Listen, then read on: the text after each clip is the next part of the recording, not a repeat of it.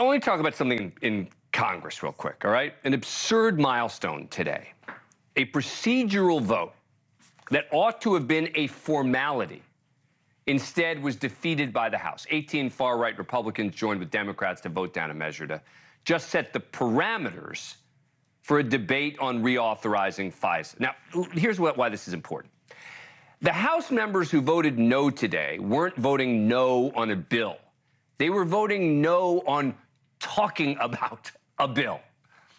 It is the 7th time since 2023 that what's called a rules vote has been defeated. Prior to this, a rules vote hadn't failed since 2002. But bigger picture, it's just another troubling statistic for this embarrassing 118th Congress, on track to go down as the least productive Congress of the last half century, by far. Look, everyone loves to hate Congress, right? This is a different level. And by the way, I'm not even talking about the ugly speaker fights and all the absurd committee hearings and the dead-on-arrival impeachment of Secretary Mayorkas.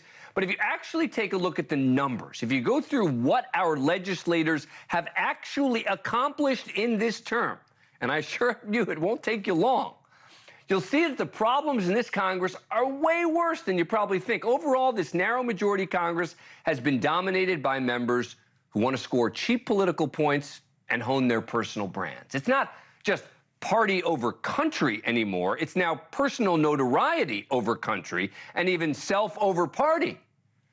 According to GovTrack, a website which keeps stats on Congress with 2/3 of the term already in the books, the current Congress has enacted only 47 pieces of legislation. At the current pace, they'll finish with 71. For perspective, the previous low over the last half century, 284.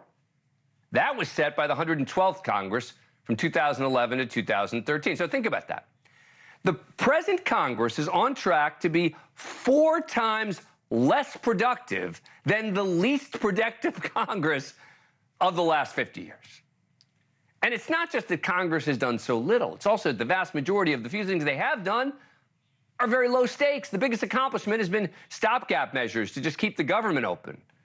But apart from those sort of temporary Band-Aids, which only happened at the 11th hour, by the way, pretty much nothing of substance has passed both chambers of Congress since last January.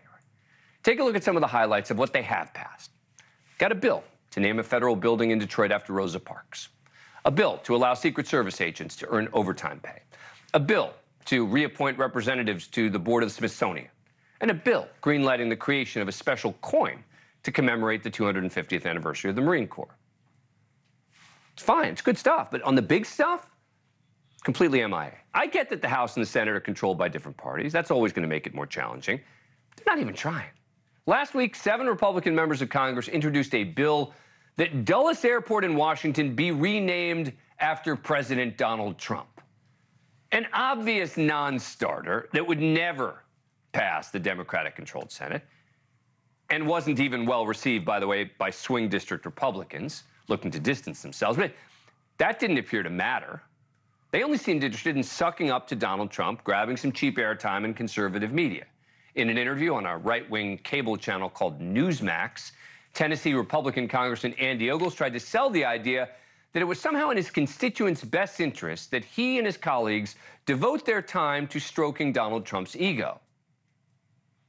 We have an obligation to do our jobs, and part of that is to honor the former president. It's up to you and I to continue to fight for conservative causes. And why not put it in their face and say, you know what, we're going to honor the president and we're going to name the airport after him.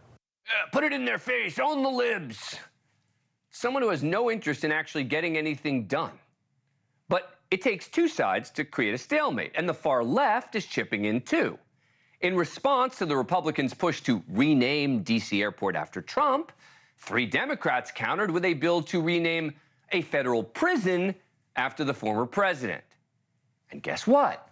They too ran to partisan cable news to crow about it. Virginia Democratic Congressman Jerry Connolly gloating about the proposed legislation on MSNBC. I think it's only fitting that if Republicans really want to honor Donald Trump, the most appropriate way to do that is to name a federal prison. He might be visiting soon after Donald J. Trump. You may get the Trump endorsement for that. I don't think there's a building he wouldn't want his name on. This is what our legislators are doing. They're not passing bills that can actually do something for all of us. They're playing games with their media counterparts.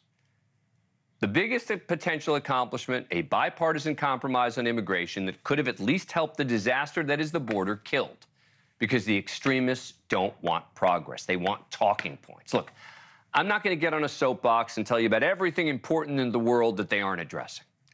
But I will say that those of us in the group I call the marginalized moderate majority lose out. I love the commemorative coins they've approved. I'm thrilled the Secret Service is getting overtime. But think about how ridiculous it is that those are the primary achievements of this Congress. Former President Harry Truman famously called the 80th Congress, which spanned from 47 to 49, the do-nothing Congress. That Congress passed 388 laws. This current group will pass a fraction of that, and they aren't just doing nothing, they're doing damage. They're tossing partisan grenades and then complaining about the shrapnel wounds. This Congress is an embarrassment. We should all be ashamed. The silver lining, each and every member of the House of Representatives and many senators are up for re-election this year. We'll see how that goes.